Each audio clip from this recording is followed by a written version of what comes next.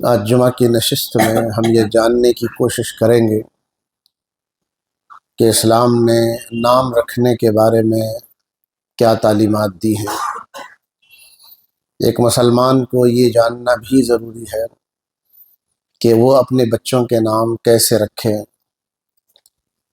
اچھے نام بھی رکھے جاتے ہیں جو معنی کے اعتبار سے اچھے ہوتے ہیں، اور ایسے بھی نام ہوتے ہیں جن کا کوئی معنی نہیں ہوتا، مطلب نہیں ہوتا، اور ایسے بھی نام ہوتے ہیں جن کا معنی اور مطلب غلط ہوتا ہے۔ اسلام نے ہمیں تعلیم دی ہے کہ اپنے بچوں کے معنی والے نام، اچھے نام جس کا مطلب موجود ہے، ایسے نام رکھے جائیں۔ ایسے نام نہ رکھے جائیں جن کا کوئی معنی نہیں، یا ایسے نام نہ رکھے جائیں جن کا معنی درست نہیں ہے۔ ایک مرتبہ نبی کریم صلی اللہ علیہ وسلم نے فرمایا، انکم تدعون یوم القیامت باسمائکم وباسماء آبائکم، قیامت کے دن جب تمہیں پکارا جائے گا، تمہارا نام لے کے پکارا جائے گا، تمہارے باپ دادا کا نام لے کر پکارا جائے گا۔ یہ فرمانے کے بعد ہمارے نبی نے فرمایا، فاحسنوا اسماءکم، اپنے نام اچھے رکھا کرو۔ یہ حدیث ہمیں بتا رہی ہے کہ جب قیامت کا دن ہوگا، اس دن ہمارا نام لے کر اللہ تعالیٰ کی طرف سے انسانیت کے سامنے اعلان ہوگا، یہ فلاں ہے، فلاں کا بیٹا ہے۔ اس وقت ہمیں اندازہ ہوگا کہ نام کو درست رکھنا کتنے اہم چیز ہے۔ آج عام طور پر نام رکھتے ہوئے اس کا خیال نہیں رکھ رہے۔ یہ نام جیسے دنیا میں چل رہا ہے، یہ نام آخرت میں بھی چلے گا۔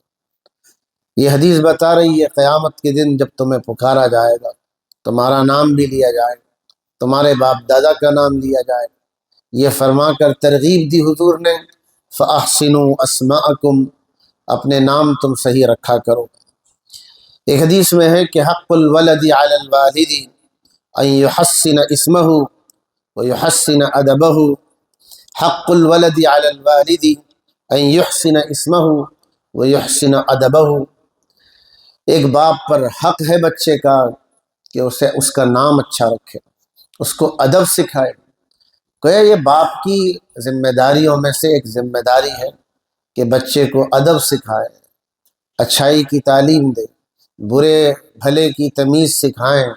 بچہ جب بڑا ہو جائے اسے معلوم ہو یہ صحیح ہے، یہ غلط ہے، اس کی کونسلنگ ہو، اس کی ٹریننگ ہو، اس کی تربیت ہو کہ بچہ یہ جان جائے کہ یہ صحیح ہے اور یہ غلط ہے۔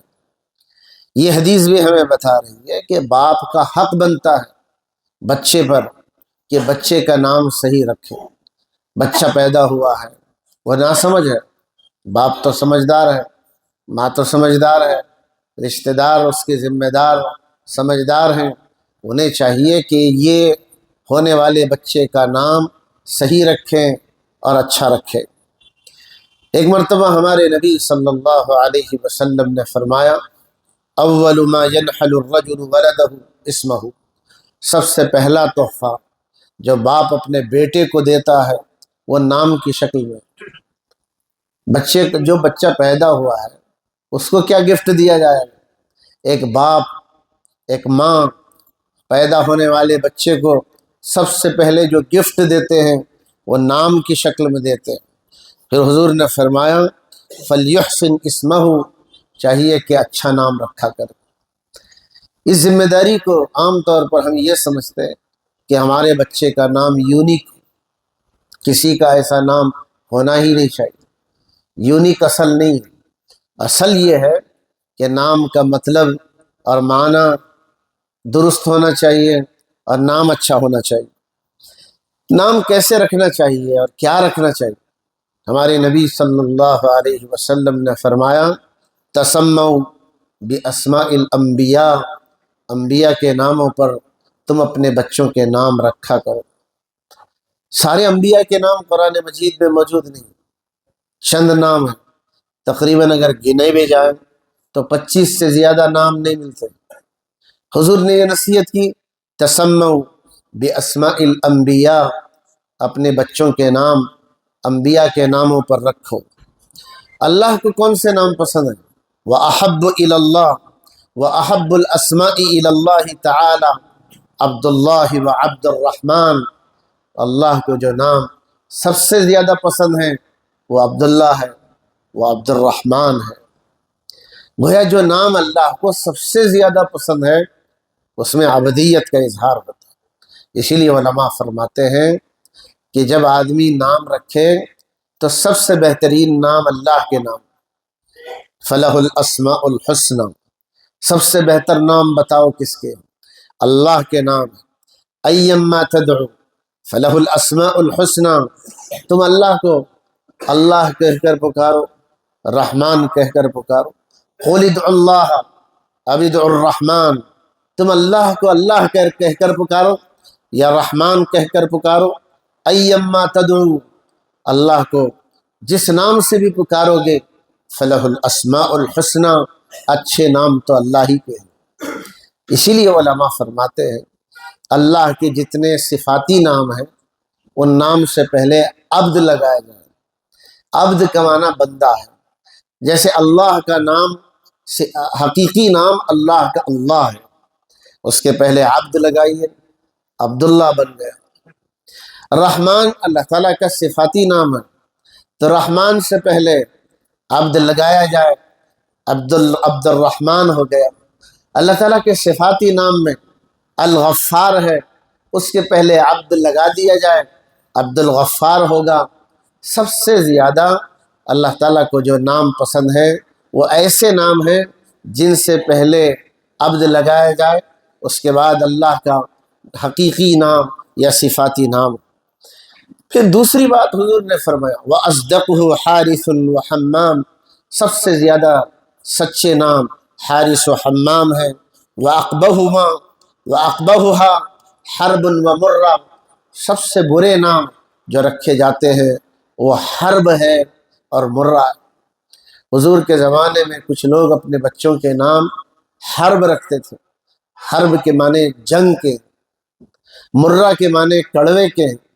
اللہ کے نبی ان ناموں کو پسند نہیں فرماتے تھے۔ زاد المعاد میں یہ روایت ہے کان رسول اللہ صلی اللہ علیہ وسلم یستحب الاسم الحسن، اللہ کے رسول اچھے نام کو پسند کرتے تھے۔ جب اچھا نام سنتے تھے خوش ہو جاتے تھے، خوشی کے آثار چہرے سے ظاہر ہوتے تھے۔ جب اللہ کے نبی برا نام سنتے جس کا معنی درست نہیں ہے، ناگواری کے آثار حضور کے چہرے سے ظاہر ہوتے تھے۔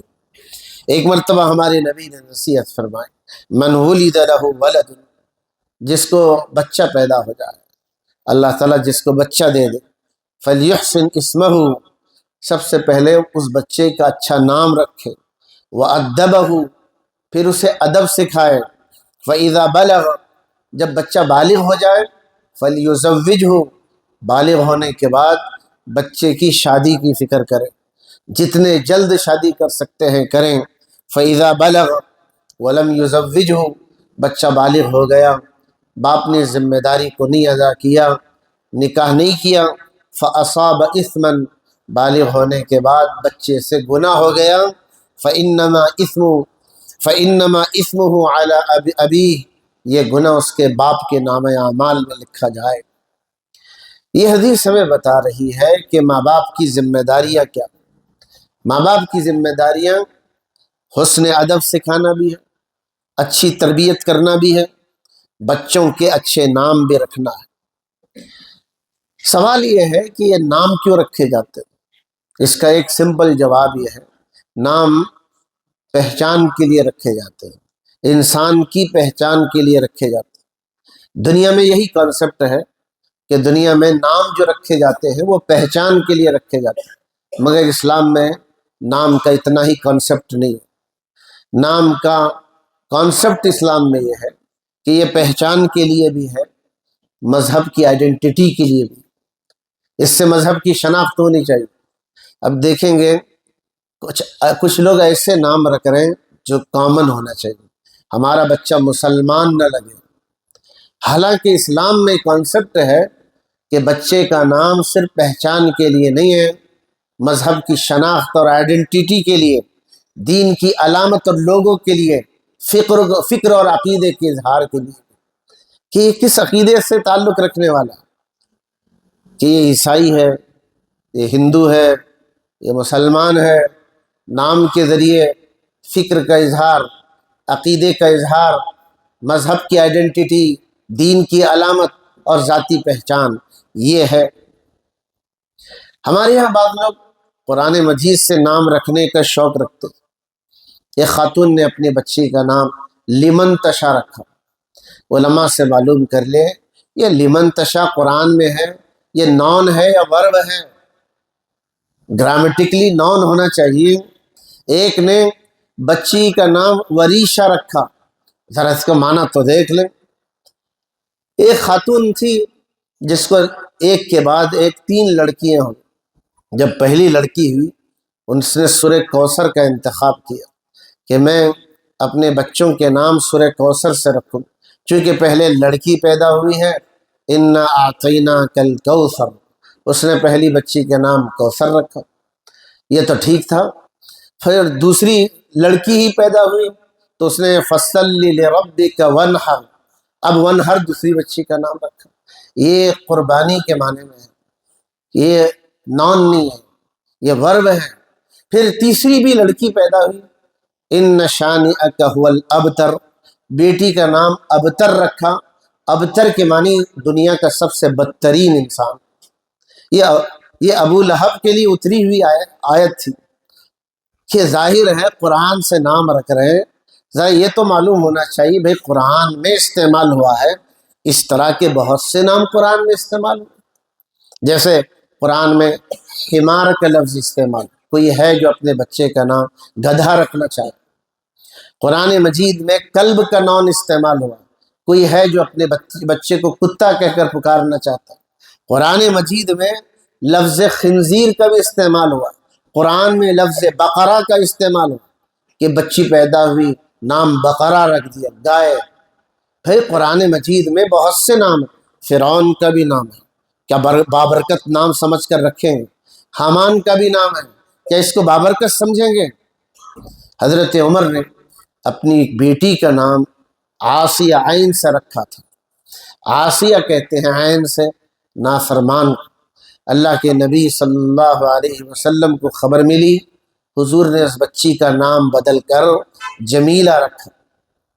حضور نے نام کیوں تبدیل کیے؟ کہ حضور کی عادت مبارکہ یہ تھی، اچھے نام سنتے تو خوش ہوتے، خوشی کے آثار چہرے سے معلوم ہوتے۔